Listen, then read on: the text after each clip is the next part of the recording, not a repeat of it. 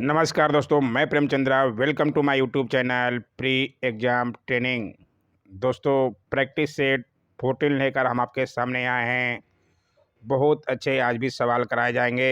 जो लोग भी बीपीएससी एओ, सीडीपीओ या बीपीएससी 67 की तैयारी कर रहे हैं, पूरा वीडियो ज़रूर देखिएगा। अच्छे अच्छे सवाल लिए गए हैं, एक से बढ़कर एक सवाल। बहुत फ़ायदा मिलने वाला है दोस्तों। लाइक तो बनता ही है, और जो लोग नए हैं चैनल को सब्सक्राइब कर लीजिएगा, आप ही का फ़ायदा होगा। आइए देखें प्रैक्टिस सेट 14 का पहला सवाल। शुंग वंश के बाद किस वंश ने भारत पर राज किया? बहुत अच्छा सवाल है। शुंग वंश की स्थापना मौर्य वंश के अंतिम शासक बृहद्रथ की हत्या करने के बाद पुष्यमित्र शुंग द्वारा की गई थी। इतना तो आपको ध्यान रखना ही पड़ेगा। उस शुंग वंश के बाद पूछ रहा है, शुंग वंश के बाद कण्व वंश का भारत पर राज हुआ। ये भी ध्यान रखते हुए चलिएगा, सवाल बार बार ऐसे ही बनता है। आइए डिटेल में भी दिखा दें। शुंग वंश 185 ईसा पूर्व से 73 ईसा पूर्व तक रहे थे। पुष्यमित्र शुंग द्वारा की गई थी। बृहद्रथ के ब्राह्मण सेनापति थे पुष्यमित्र शुंग। बृहद्रथ मौर्य वंश के अंतिम शासक थे, ध्यान रखिएगा। उनके बाद जो है कण्व वंश जो है 73 ईसा पूर्व से 28 ईसा पूर्व तक ही रहे, उन्होंने शासन किया। कण्व वंश की स्थापना वासुदेव ने की थी। इसलिए यहाँ सवाल है, शुंग वंश के बाद जो है कण्व वंश ने भारत पर राज किया। ध्यान रखते हुए चलेंगे, नोट्स बनाते हुए चलेंगे, आप ही का फायदा होगा। लाइक और चैनल को सब्सक्राइब जरूर कीजिएगा दोस्तों।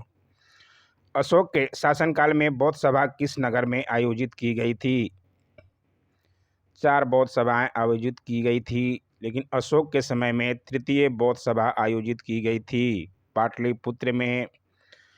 ध्यान जरूर रखिएगा। उसके अध्यक्ष कौन थे, आइए पूरा डिटेल दिखा दें। सवाल इन पे बनता रहता है, नोट्स बनाते हुए चलिएगा। तृतीय बौद्ध संगीति का आयोजन सम्राट अशोक के शासनकाल में पाटलिपुत्र, यानी कि उस समय की मगध की राजधानी थी, में 250 ईसा पूर्व में हुई थी। तृतीय बौद्ध संगीति के अध्यक्ष मोगलीपुत्र तीस थे। ये भी नोट करते हुए चलिएगा, सवाल इन पे भी बनता रहता है। आइए देखें अगला सवाल। कौटिल्य के अर्थशास्त्र में किस पहलू पर प्रकाश डाला गया है? कौटिल्य चाणक्य चंद्रगुप्त मौर्य के पुरोहित थे। इनके अर्थशास्त्र में राजनीतिक नीतियों पर प्रकाश डाला गया है। सवाल बन चुका है बीपीएससी में, इसलिए कराया जा रहा है ताकि आपका रिवीजन होते चले। कौटिल्य कृत अर्थशास्त्र मौर्यकालीन महत्वपूर्ण कृति है। कौटिल्य को विष्णुगुप्त या चाणक्य के नाम से भी जाना जाता है। ये चंद्रगुप्त मौर्य के गुरु थे। इतना तो आपको जानकारी रखना ही पड़ेगा। आइए देखें अगला सवाल। गौतम बुद्ध को एक देवता का स्थान किस राजा के युग में प्राप्त हुआ है? बहुत अच्छा सवाल है। गौतम बुद्ध को एक देवता का स्थान मिला है, लेकिन किस राजा के युग में प्राप्त हुआ है? तो अशोक, कनिष्क, चंद्रगुप्त, विक्रमादित्य और हर्षवर्धन में से कनिष्क के समय में गौतम बुद्ध को एक देवता का स्थान मिला है। बहुत अच्छा सवाल है, और ये जरूर नोट कीजिएगा। कनिष्क बौद्ध धर्म की महायान शाखा का अनुयायी था। इसी के समय बौद्ध धर्म की चौथी संगीति का आयोजन कश्मीर के कुंडल वन में हुआ था। ये भी नोट करते हुए चलिएगा। सवाल तो चौथी बौद्ध संगीति पर तो बनता ही रहता है। चारों बौद्ध संगीति पर अलग से वीडियो भी बनाया गया है, जरूर देखिए, आप ही का फायदा होगा। इसी संगीति में बौद्ध धर्म 2 भागों हीनयान और महायान में विभाजित हो गया। चौथी बौद्ध संगीति, जो लास्ट बौद्ध संगीति थी, कुंडल वन कश्मीर में कनिष्क के समय में। कुमार संभव किस कवि ने लिखा है? कुमार संभव कालिदास की कृति है। ध्यान जरूर रखिएगा, बहुत अच्छा सवाल है ये भी। आइए देखें अगला सवाल। भारतीय राजनीति व्यवस्था में कार्यपालिका किसके अधीन रहकर कार्य करती है? भारतीय राजनीति व्यवस्था में कार्यपालिका जो है विधान पालिका के अधीन रहकर कार्य करती है। ये सवाल बहुत बार देखा गया है, इसलिए नोट करते हुए चलिएगा। अच्छे अच्छे सवाल सारे कराए जा रहे हैं, आप भी के फ़ायदा होगा दोस्तों। भारत में संसदीय शासन व्यवस्था अपनाया गया है, जिसमें कार्यपालिका के सदस्य संसद यानी कि विधान पालिका के सदस्य होते हैं। कार्यपालिका संसद लोकसभा के प्रति सामूहिक रूप से उत्तरदायी होती है। कार्यपालिका तभी तक अपने पद पर रहती है जब तक उसे लोकसभा का विश्वास प्राप्त है। नोट्स बनाते हुए चलिएगा। पीडीएफ के लिए आप टेलीग्राम जरूर ज्वाइन कीजिए, फ्री का पीडीएफ दिया जाता है। लोकसभा के लिए चुनाव में निर्वाचित होने के लिए किसी व्यक्ति के लिए न्यूनतम आयु सीमा है। लोकसभा में निर्वाचित होने के लिए न्यूनतम सीमा जो है, आयु सीमा क्या है, तो सब बच्चे बच्चे जानते होंगे, लेकिन फिर भी कंफ्यूज हो जाते हैं, इसलिए सवाल कराया जा रहा है। न्यूनतम आयु सीमा है 25 वर्ष। जरूर ध्यान रखिएगा। आइए फिर भी और डिटेल में दिखा दें किसकी किसकी उम्र कितनी होनी चाहिए। लोकसभा तथा विधानसभा का चुनाव लड़ने के लिए न्यूनतम आयु 25 वर्ष है, जबकि राज्यसभा तथा विधान परिषद का सदस्य बनने के लिए न्यूनतम आयु 30 वर्ष होनी चाहिए और राष्ट्रपति का निर्वाचन हेतु न्यूनतम आयु सीमा 35 वर्ष रखी गई है। ये भी नोट करते हुए चलिएगा। आइए देखें अगला सवाल। राजनीतिक शब्दावली में शून्यकाल का अर्थ है। शून्यकाल का क्या अर्थ है? लोकसभा और राज्यसभा में शून्यकाल सुने होंगे। इस शून्यकाल का अर्थ है प्रश्न उत्तर सत्र। प्रश्न का उत्तर दिया जाता है शून्यकाल में। आइए डिटेल में दिखा दें। संसद के दोनों सदनों में प्रश्नकाल के तत्काल बाद का समय शून्यकाल के नाम से जाना जाता है। प्रश्नकाल 12 बजे तक समाप्त हो जाता है तथा इसके तत्काल बाद शून्यकाल प्रारंभ हो जाता है। ध्यान रखते हुए चलिएगा।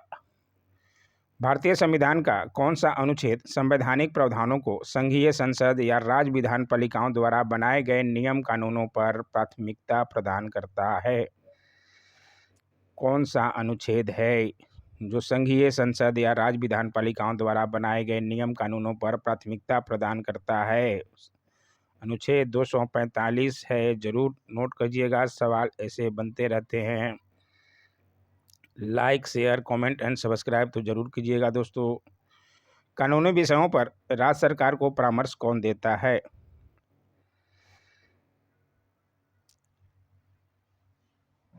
देश पे अटॉर्नी जनरल और राज्य सरकार को एडवोकेट जनरल देते हैं, यानी कि महाधिवक्ता। सवाल ये भी बहुत बार बना है, इसलिए ध्यान रखते हुए चलिएगा ऐसे ऐसे सवाल। अनुच्छेद 165 के अंतर्गत राज्य सरकार को कानूनी विषयों पर महाधिवक्ता यानी कि एडवोकेट जनरल सलाह देता है। एडवोकेट जनरल राज्यपाल के प्रसाद पर्यंत अपने पद पर रहता है। ये भी ध्यान रखते हुए चलिएगा। ये देखें अगला सवाल। भारत के विभिन्न राजनीतिक दलों को राष्ट्रीय या क्षेत्रीय दल का दर्जा देने का अधिकार किसको है? राजनीतिक दलों को राष्ट्रीय या क्षेत्रीय दल का दर्जा देने का अधिकार संसद, राष्ट्रपति, चुनाव आयोग, सर्वोच्च न्यायालय में से ये अधिकार चुनाव आयोग का है। ये भी अच्छा सवाल है, इसे भी जरूर ध्यान रखिएगा। आइए देखें अगला सवाल। संविधान का 73वां संशोधन संबंधित है। ये सवाल तो बार बार ही बना है। 73वां संविधान संशोधन संबंधित है पंचायती राज प्रणाली से, इसलिए ये बार बार पूछा जाता है। इम्पोर्टेंट है, नोट करते हुए चलिएगा। 24 अप्रैल 1993 को 73वें संवैधानिक संशोधन अधिनियम द्वारा नए पंचायती राज अधिनियम को लागू किया गया। संविधान में 11वीं अनुसूची जोड़ी गई, जिसमें 29 विषय हैं, जिसमें 20 लाख जनसंख्या पर त्रिस्तरीय पंचायत की स्थापना करना अनिवार्य है। महिलाओं को आरक्षण भी दिया गया है। जरूर ध्यान रखिएगा। 73वां संविधान संशोधन पंचायती राज से संबंधित है। पंचायती राज की त्रिस्तरीय प्रणाली में आते हैं। पंचायती राज की त्रिस्तरीय प्रणाली बलवंत राय मेहता समिति द्वारा लाई गई थी और द्विस्तरीय अशोक मेहता द्वारा बलवंत राय मेहता की त्रिस्तरीय प्रणाली में ग्राम पंचायत, पंचायत समिति और जिला परिषद आते हैं। ये जरूर ध्यान रखिएगा, बहुत अच्छा सवाल है ये, बार बार आपको दिखेगा। पंचायती राज में त्रिस्तरीय प्रणाली आती है, जिसमें ग्राम पंचायत, पंचायत समिति तथा जिला परिषद होते हैं। पश्चिम बंगाल में यह 4 स्तरीय है। ये भी ध्यान रखिएगा, ग्राम पंचायत, अंचल पंचायत, आंचलिक पंचायत तथा जिला परिषद। जरूर ध्यान रखते हुए चलिएगा। आइए देखें अगला सवाल। निम्नलिखित में से किस अखबार का प्रकाशन पटना से होता था? बिहार के एग्जाम के लिए मोस्ट इम्पोर्टेंट सवाल है। पटना से कौन सा अखबार का प्रकाशन होता था? तो इंडियन नेशन का प्रकाशन होता था पटना से। जरूर ध्यान रखिएगा। महाराज कामेश्वर सिंह ने 1931 ईस्वी में द इंडियन नेशन पत्र की स्थापना की, जो पटना से प्रकाशित होता था।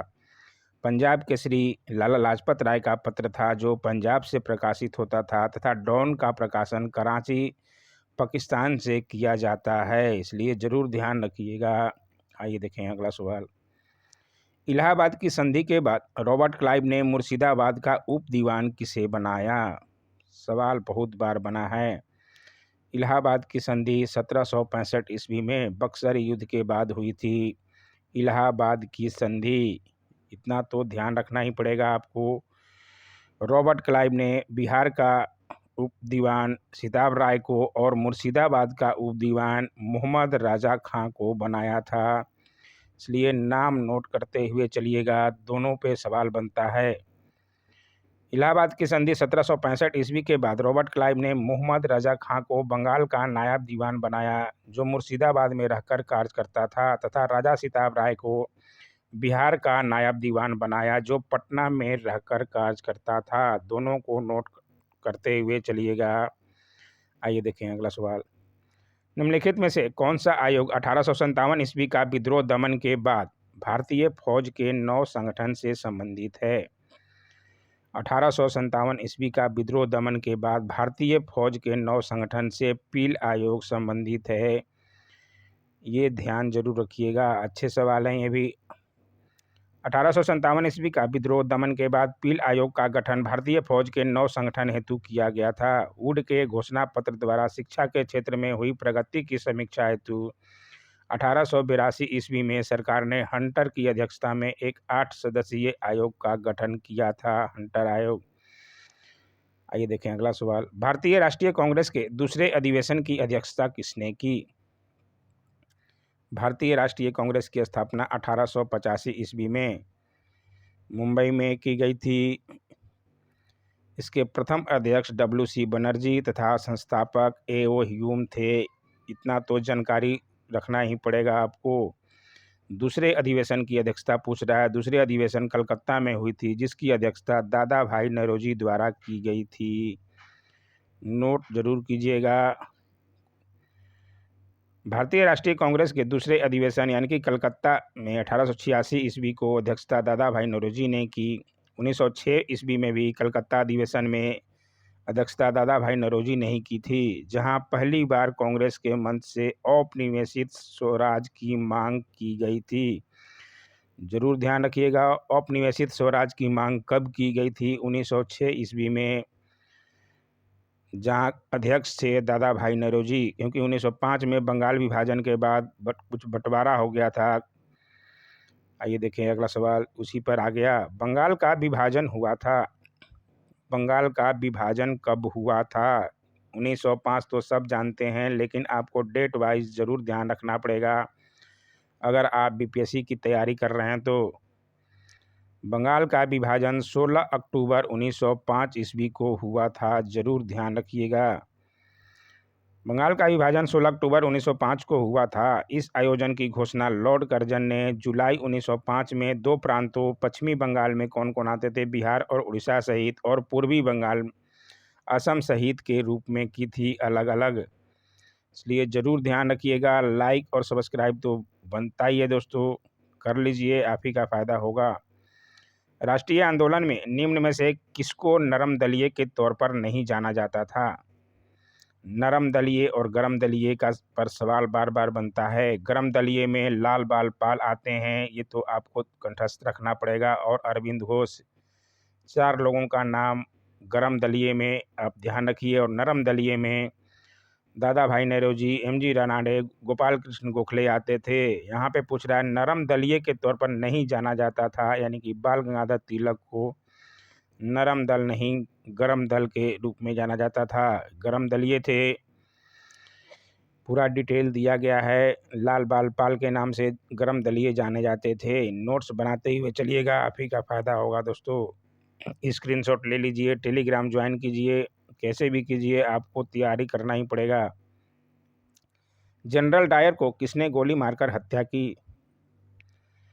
जनरल डायर को भगत सिंह ने तो सैंडर्स की हत्या की थी, जिन्होंने लाला लाजपत राय पर लाठियों से प्रहार किया था। जनरल डायर जो कि जालियांवाला बाग के हत्याकांड के मुख्य दोषी थे, उनको उधम सिंह ने मारा था 1940 ईस्वी में। जरूर ध्यान रखिएगा, 13 मार्च 1940 को लंदन में पंजाब के गवर्नर रह चुके जनरल डायर को सरदार उधम सिंह ने गोलियों से उड़ा दिया था। जरूर ध्यान रखिएगा, जालियांवाला बाग के दोषी थे जनरल डायर। आइए देखिए अगला सवाल। भारत छोड़ो आंदोलन का नेतृत्व किया था। भारत छोड़ो का आंदोलन का नेतृत्व कहा जाता है, भारत छोड़ो आंदोलन गांधी जी ने शुरू किया था। लेकिन गांधी जी ने शुरू तो किया था, लेकिन नेतृत्व किसी ने नहीं किया, इसलिए ऑप्शन जो है ई हो जाएगा। क्योंकि 8 अगस्त को भाषण दिए डू एंड डाई, और 9 अगस्त को सबको गिरफ्तार कर लिया गया। ये देखिए पूरा डिटेल दिया गया है। भारत छोड़ो आंदोलन का प्रस्ताव 8 अगस्त 1942 ईस्वी को मुंबई के ग्वालियर टैंक मैदान में पास किया गया तथा 9 अगस्त की सुबह गांधी जी सहित सभी प्रमुख नेताओं को गिरफ्तार कर लिया गया। इस प्रकार भारत छोड़ो आंदोलन स्वतः स्फूर्त हो गया तथा जनता में स्वयं अपना नेतृत्व किया। इसलिए जरूर ध्यान रखिएगा, नेतृत्व विहीन था ये भारत छोड़ो आंदोलन। सारे बड़े नेताओं को गिरफ्तार कर लिया गया था। करो या मरो का मंत्र किसने दिया? 8 अगस्त को ही भारत छोड़ो आंदोलन जब शुरू हुआ, तभी गांधी जी ने कहा था करो या मरो का मंत्र। करो या मरो का मंत्र तो सब जानते होंगे, महात्मा गांधी, लेकिन फिर भी डिटेल पता होना चाहिए कब किए थे, कहाँ किए थे। भारत छोड़ो आंदोलन का प्रस्ताव जवाहरलाल नेहरू ने तैयार किया था, जिसे कांग्रेस कार्य समिति ने अपनी वर्धा बैठक 14 जुलाई 1942 ईस्वी में स्वीकृति दे दी गई, जो 8 अगस्त 1942 ईस्वी से शुरू हुआ, जिसमें महात्मा गांधी ने एक मंत्र दिया था करो या मरो, डू और डाई। उसका अर्थ है या तो हम भारत को आज़ाद कराएंगे या इस कोशिश में अपनी जान दे देंगे। जरूर ध्यान रखिएगा, सवाल देखने में इजी लगता है लेकिन पूरा डिटेल भी आपको जानना जरूरी है। आज़ाद हिंद फौज की स्थापना कहाँ की गई थी? आज़ाद हिंद फौज की स्थापना सिंगापुर में की गई थी, रास बिहारी बोस द्वारा। कहीं कहीं कैप्टन मोहन सिंह भी आपको दिखेगा। आज़ाद हिंद फौज का गठन 1943 ईस्वी में क्रांतिकारी रास बिहारी बोस ने सिंगापुर में किया। 2 जुलाई 1943 को सुभाष चंद्र बोस सिंगापुर पहुंचे और वहां उन्होंने दिल्ली चलो का नारा दिया। ये भी ध्यान रखिएगा, दिल्ली चलो का नारा किसने दिया था? सुभाष चंद्र बोस ने। सवाल बहुत बार देखा गया है। 21 अक्टूबर 1943 को सुभाष चंद्र बोस ने आज़ाद हिंद फौज के सर्वोच्च सेनापति की हैसियत से सिंगापुर में भारत की अस्थायी सरकार बनाई थी। भारत की अस्थायी सरकार कहाँ बनाई थी सुभाष चंद्र बोस ने? सिंगापुर में। ये भी ध्यान रखते हुए चलिएगा। भगत सिंह, राजगुरु और सुखदेव को कब फांसी दी गई? सवाल बहुत ही अच्छा है, डेट वाइज आपको ध्यान रखना ही पड़ेगा। 23 मार्च 1931 को फांसी दे दी गई थी भगत सिंह, राजगुरु और सुखदेव। भारत के 3 क्रांतिकारी एक साथ, भारत के 3 क्रांतिकारी भगत सिंह, सुखदेव और राजगुरु को लाहौर में 23 मार्च 1931 को सैंडर्स हत्याकांड और लाहौर षड्यंत्र कांड के तहत फांसी दी गई थी। जरूर ध्यान रखिएगा। आइए देखें आज का आखिरी सवाल, ये भी सवाल बहुत अच्छा है। निम्नलिखित में कौन सा कांग्रेस के गरम दल से संबंधित था? गरम दल और नरम दल को आपको ध्यान रखना ही पड़ेगा। गरम दल में लाल बाल पाल और अरविंद घोष का नाम आता है। यहाँ लाल बाल पाल तो किस दिया नहीं है, अरविंद घोष दिए हुए हैं, गरम दल से संबंधित थे, इसलिए ध्यान रखिएगा अरविंद घोष का नाम। बहुत अच्छे सवाल आज भी कराए गए। कैसा लगा वीडियो ज़रूर कमेंट किया कीजिए। Don't forget to like, share, comment and subscribe my YouTube channel. Thanks for watching my YouTube channel.